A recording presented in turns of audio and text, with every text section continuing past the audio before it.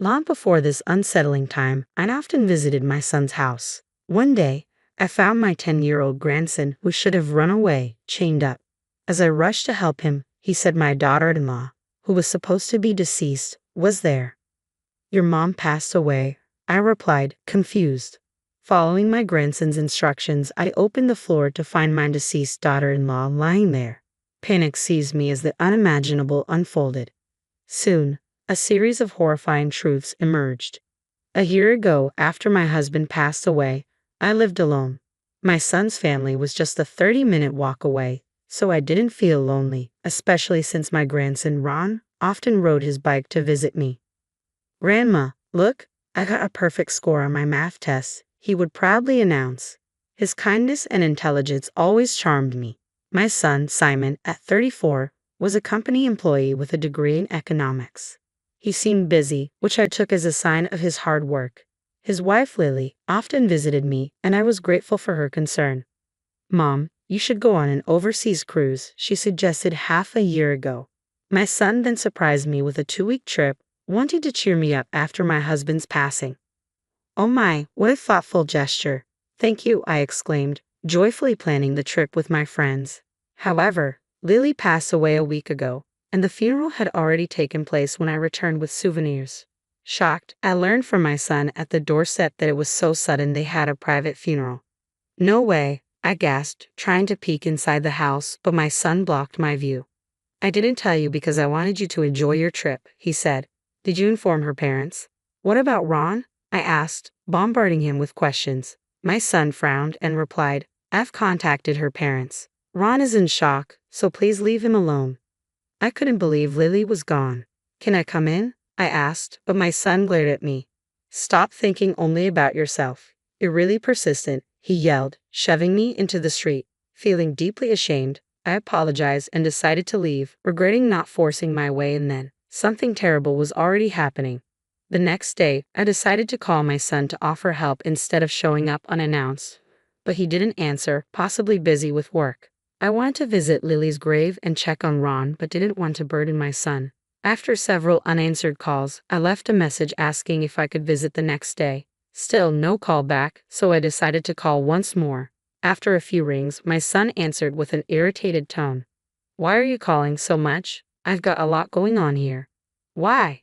"Because I'm worried about you and my grandson." By the way, Ron ran away. He left a note saying, "I'm following Mom," I said, horrified. "Oh no. Did you call the police?" I asked. Of course, I called them immediately. "I'm terribly worried about Ron. He must be lonely after losing his mother." "Oh, please come back," my son replied. My hand grew cold and numb as I held the phone. "I'll look for him too," I said. "He'll come back eventually, so you don't need to do anything," my son shouted, then hung up. I began to doubt whether he was really looking for Ron. That night, I couldn't sleep, constantly worrying. As the sky began to lighten, I made a decision. Better to walk around searching for Ron than doing nothing. More searches would be better. I headed to the police station as soon as the inquiry desk opened at 8:30. "My grandson ran away, and you're searching for him, right? Any leads?" I asked the officer. To my shock, they said no search request had been filed. "What? That can't be," I stammered, stunned, remembering my son's evasive answers. "He's hiding something." Thanking the officer, I immediately went to my son's house. I rang the doorbell, but there was no response as he was likely already at work. Using my spare key, I let myself in. From the back, I heard noises. Did he leave the TV on?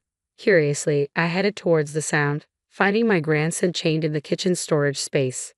"Ron, what happened to you?" I rushed to him and hugged him. "Grandma, please help Mom first." He pointed to the floor storage nearby with his chin. "But your mom is gone, right? The funeral was held." "No, Mom is here. Please hurry," he pleaded, panic-stricken, crying, and kicking to get closer. His frantic expression made me realize something was seriously wrong. Fearfully, I opened the floor storage. No, Lily. There lay my daughter-in-law, mouth gagged, hands and feet bound with tape, dried up and lifeless. "It's all Dad's fault, Mom." Seeing his changed mother, my grandson screamed and cried. I hugged him and immediately called an ambulance. The operator arranged for the police and rescue team to cut the chains, and both Ron and Lily were rushed to the hospital. In the ambulance, my sobbing grandson explained what had happened. What a horrible thing. I'll make sure he pays for this, Ron. Grandma will see to it. Listening to him, I vowed to bring justice for my grandson and daughter-in-law. Later, with the police, I heard more details in the hospital room. My son had been away for about a week. After Ron fell asleep, I asked the nurse to look after him and went straight to a lawyer's office, determined to expose my son's crimes. 8 days after finding Lily and Ron, I was sitting in my son's living room when I heard the front door open, signaling my son's return home. Mom, dressed in casual clothes, he looked surprised to see me. Then my son quickly glanced toward the kitchen. Of course, you'd be concerned about the kitchen where you chained a 10-year-old child. When I glared at him, Simon looked startled. Chained? What are you talking about? You mean the toy handcuffs he was playing with? His flustered and lame excuse made me feel nauseous. Enough with the lies. You left a 10-year-old alone for over a week. You said Ron ran away from home, didn't you? I accused sternly. Simon's eyes darted around, occasionally glancing toward the kitchen. He did run away, but the police found him. Liar, you didn't even file a missing person report. I confirmed it myself. I stood up from the chair with a bang and yelled, making my son wince and fall silent. But Lily's gone, and I have to work for the sake of the kid left behind, he mumbled, sneaking glances to check if the floor hatch was open. That's completely different from what Ron told me. Just as I started speaking, my son shouted, "Enough already, you old hag. Haven't you finished menopause?" He raised his voice, interrupting me, and tried to drag me out of the house.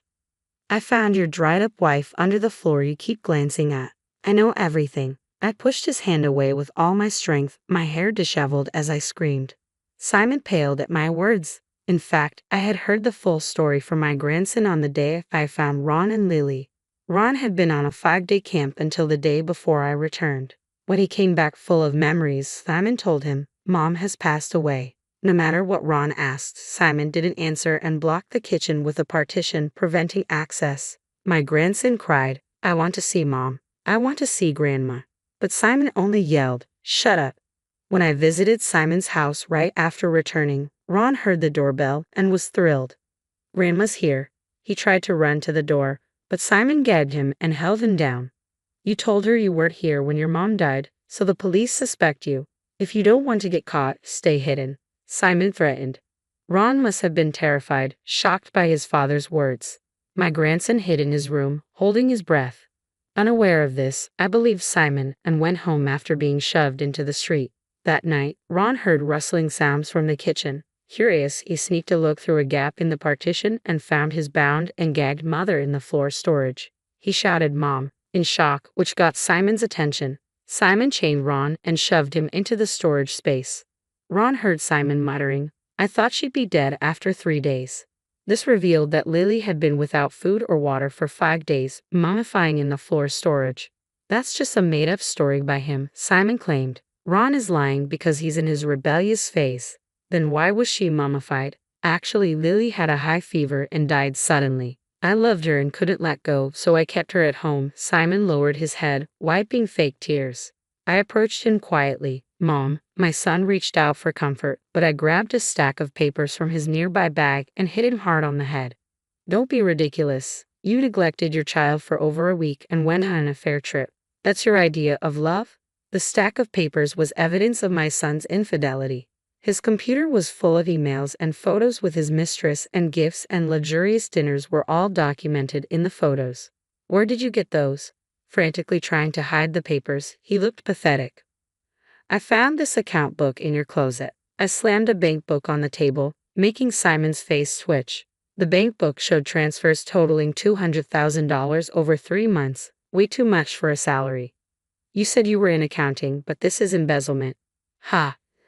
This is a bonus," he spat back. "It's too early for you to go see now." "That's not true." A strong voice came from the next room.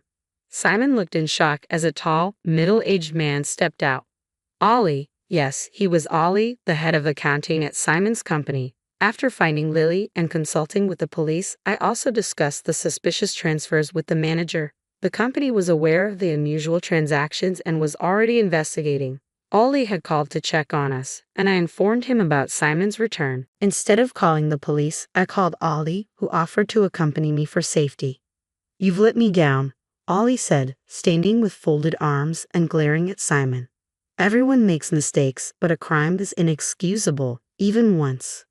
What? Simon told me he was an exceptional employee, I asked, confused by the contradiction. No, he makes many mistakes and tries to blame female colleagues. I was stunned and looked at Simon, who avoided eye contact.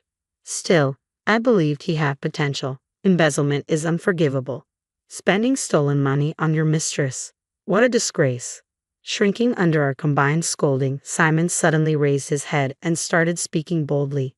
Embezzlement and infidelity were wrong, but I couldn't accept Lily's sudden death. I wanted her close, so I put her under the floor, he claimed, sobbing theatrically. Stop lying, I interrupted. Lily is alive. When I revealed this, my son's eyes widened in horror, his fake tears now obvious. Thanks to the doctors, Lily survived. She and Ron both gave statements to the police that matched. She discovered Simon's bank book and was attacked when she tried to contact the company. Remembering her trembling during her statement made my anger flare up again. Our company values customer trust above all. We cannot tolerate this. You're fired. The manager's low, powerful voice made Simon tear up. What you did is unforgivable. You're cut off. You won't see your wife or child again, I declared, visibly shaking Simon. What? Fired and cut off? How am I supposed to live? Help me, Mom, Simon cried, clinging to me. Go cry in the bathroom. I pushed away my son as the police sirens signaled the arrival of officers called before Ollie's appearance. Am I really getting arrested? I just wanted to impress a younger woman, Simon cried out. I handed him over to the police, shooing him away. After that, my son was arrested. The lawyer predicts that due to embezzling company funds, he might spend about 10 years in prison. Lily divorced him immediately and demanded $200,000 in alimony and child support. I hope he spends his life in poverty and loneliness, darker than the space under the floorboards. On the other hand, Lily has fully recovered, and Ron is doing well too. Feeling responsible for my son's actions, I offered to support their living expenses, but Lily firmly refused, saying she would work instead. She asked me to help take care of Ron, which feels like a reward to be able to spend time with my adorable grandson at such an easy-to-handle age. Lily started working as an insurance agent and amazingly became the top salesperson nationwide. I will continue to watch over both of them with all my heart. How did you find this story? Please don't forget to subscribe to the channel. See you in the next video.